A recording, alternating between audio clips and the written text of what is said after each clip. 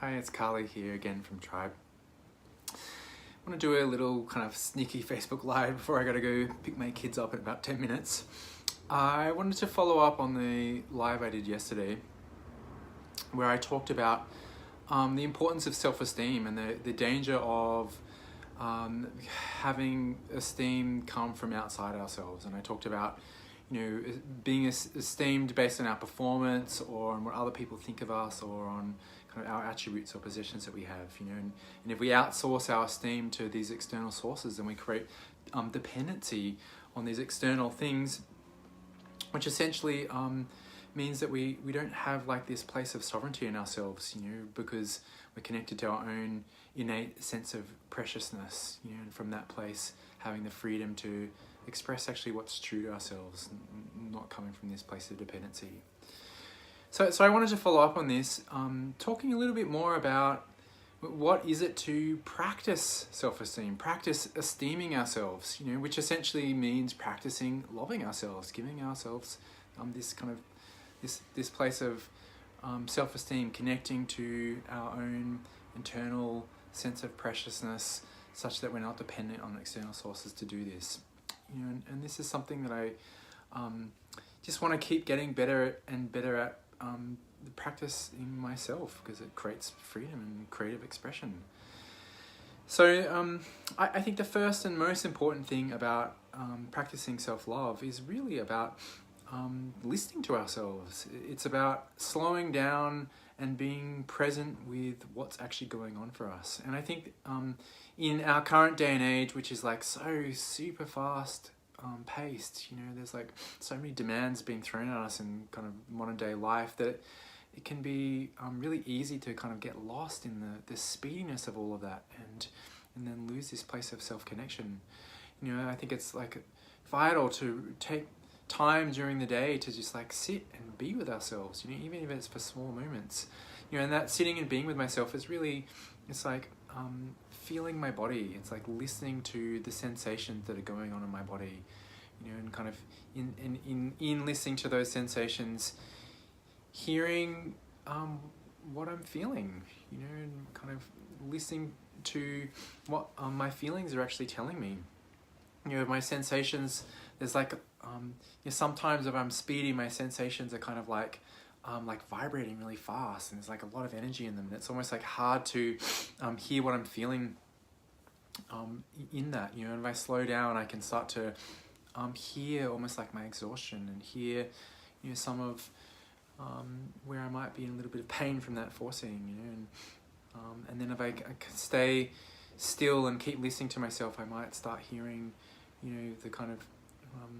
longings for different things. I might start feeling this place of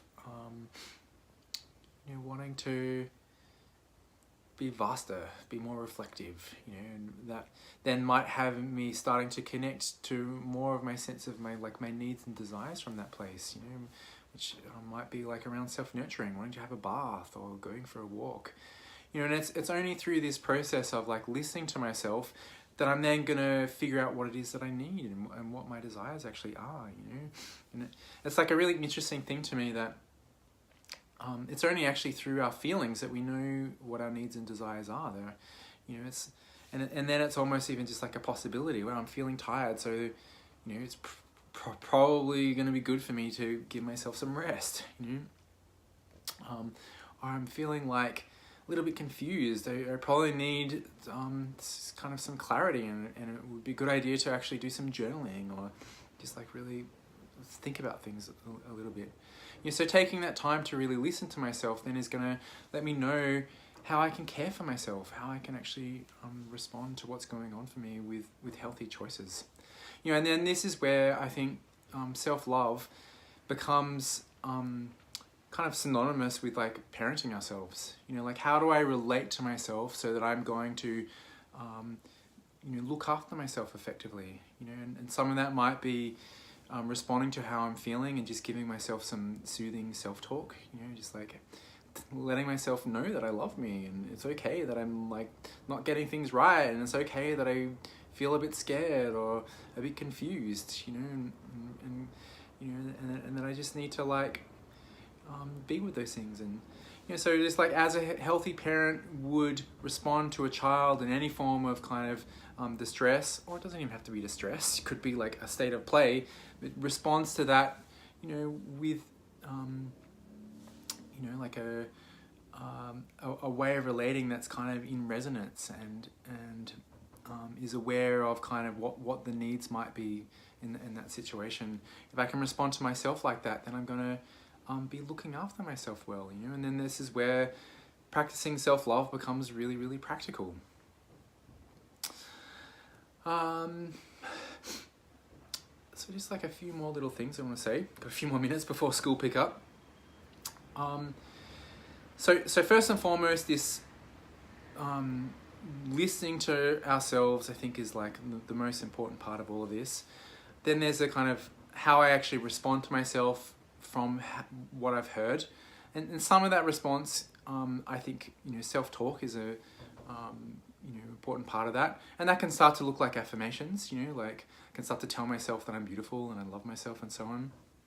One thing I think is important here is just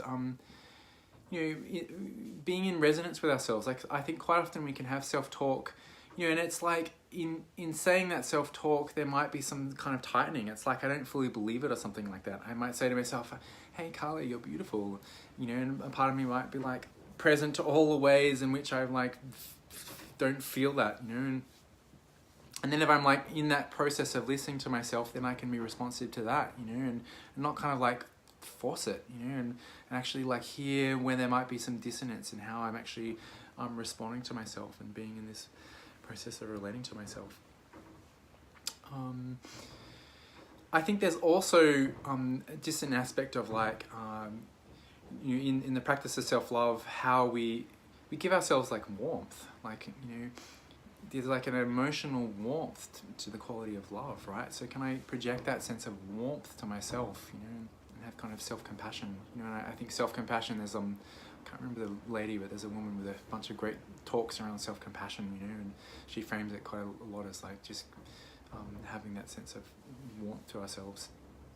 If I can project that warmth, where it's kind of like a soothing sense of warmth, it's almost like where I'm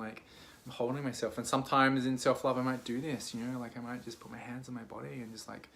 feel this place of like I've got me, I love me, and it's okay whatever's going on, and I'm perfect as I am, even as there's all these places that I can get better at and improve at. And I think this is just like such a actually an amazing practice. I just like when you're doing all of these things. Reference a video from yesterday. I think it makes such a big difference. The final reference I want to put in here is there's a book I read a few years ago called Love Yourself Like Your Life Depends on It. And I love the title because I actually think our lives do depend on the quality of love that we have for ourselves. And this book had this suggestion of just like almost like having this kind of constant repetition of just telling ourselves that we love ourselves, I love you, I love you, I love you, I love me, I love me, I love me, and just like turning that into a habit. And it kind of feels weird to start with, and and I think it is important to do it in a way that's kind of still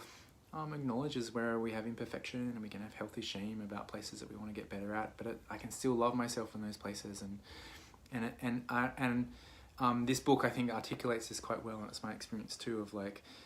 in creating this kind of field of self-love that has us really relaxing into being okay exactly as we are, including where we want to get better. It's almost like that field of self-warmth, and that field of listening to ourselves and talking to ourselves with kindness and generosity. It kind of almost like starts to create more like magic. There's a magical quality to that. I think most of us can relate to being in love and the kind of the magic of being in love. It's like vibrant and there's an aliveness, and I feel like life is beautiful and amazing, and I think we can generate that same quality through loving ourselves and having this kind of depth of relationship and how we respond to ourselves. And that excites me, that kind of place of self-love, of generating that kind of magical field, because then I can like walk through life, from that place with more wonder and more openness and more okayness, not knowing how to do things, and you know, kind of more openness to like getting things wrong because I'm going to be okay anyway, and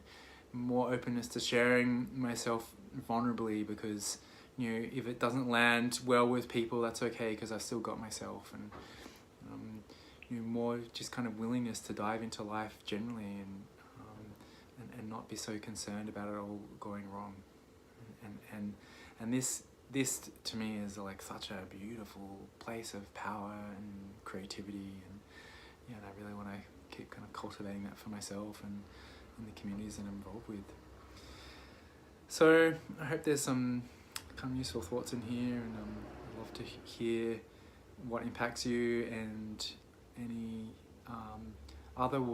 kind of ways in which you find loving yourself like powerful and beautiful, and I'll catch you sometime soon. On that note, I'm going to go and pick up my kids and give them a healthy dose of loving. Bye.